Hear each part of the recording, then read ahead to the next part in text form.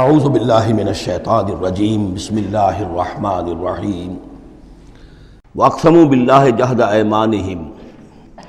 اور وہ قسمیں کھایا کرتے تھے اپنی امکانی حد تک اللہ کی، یعنی خوب زور دے کر لئن جاءہم نذیر لیکونن اہدی من احدی الامم، اگر ان کے پاس کوئی خبردار کرنے والا آ گیا تو وہ کسی بھی امت سے بڑھ کر ہدایت یافتہ ہو جائیں گے، کیونکہ ان کے پاس کوئی نذیر نہیں آیا تھا، کوئی خبردار کرنے والا نہیں آیا تھا، اس اعتبار سے فلما جاءہم نذیر، تو جب ان کے پاس آ گئے خبردار کرنے والے یعنی محمد صلی اللہ علیہ وسلم، ما زادہم الا نفورا، تو اس سے ان کی نفرت میں اور بدکنے میں اور بھاگنے میں ہی اضافہ ہوا، استکبارا فی الارض ومکر السیء، اور ان کی استکبار بھی بڑھتا چلا گیا، تکبر بھی،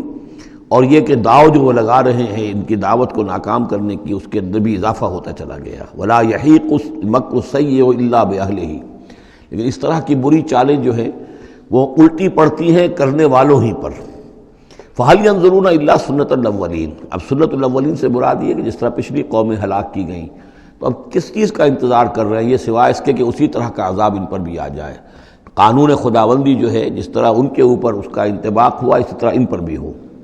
فلن تجد لسنت اللہ تبدیلا، تو اللہ کا جو دستور ہے، قانون ہے، اس میں کوئی تبدیلی نہ پاؤ گے، قانون اٹل رہے گا۔ ولن تجد لسنت اللہ تحویلا، اور اس سنت کو موڑ بھی نہیں سکتے، یعنی یہ کہ سنت اگر وہ جو اللہ کا دستور اور قانون ہے وہ کوئی شخص اگر یا کوئی قوم اس کی زد میں آ رہا ہے تو کسی طریقے سے اس کو موڑا نہیں جا سکتا، اس کے رخ کو پھیرا نہیں جا سکتا۔ تو تحویل اور تبدیل کے ان دو لفظوں میں فرق ہے، اس کو سمجھ لیجیے۔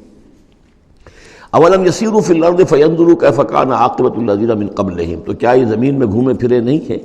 پھر یہ دیکھتے کہ کیسا ہوا انجام ان کا جو ان سے پہلے تھے۔ وکانوا اشد منہم قوۃ، وہ ان سے کہیں بڑھ کر تھے طاقت میں۔ وما کان اللہ لیعجزہ من شیء فی السماوات ولا فی الارض، اور اللہ کی شان ایسی نہیں ہے کہ اسے کوئی شے بھی آسمانوں یا زمین میں اسے ہرا سکے، شکست دے سکے، عاجز کر سکے۔ انہ کان علیما قدیرا، وہ تو سب علم رکھنے والا ہے اور ہر چیز پر قادر ہے۔ ولو یؤاخذ اللہ الناس بما کسبوا ما ترک علی ظہرها من دابۃ، اگر اللہ تعالیٰ کا طریقہ یہ ہوتا کہ جو بھی شخص کوئی غلطی کرے،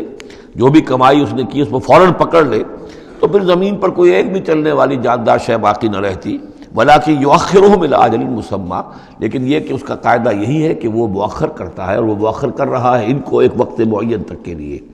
فَإِذَا جَاءَ أَجَلُهُمْ، جب وہ ان کا وقت معین آ جائے گا، فَإِنَّ اللَّهَ كَانَ بِعِبَادِهِ بَصِيرًا، تو پھر یقیناً اللہ جو ہے اپنے بندوں کے حال کو دیکھ رہا ہے، یعنی یہ کہ ان کے جرائم اللہ کی نگاہ سے پوشیدہ نہیں ہیں۔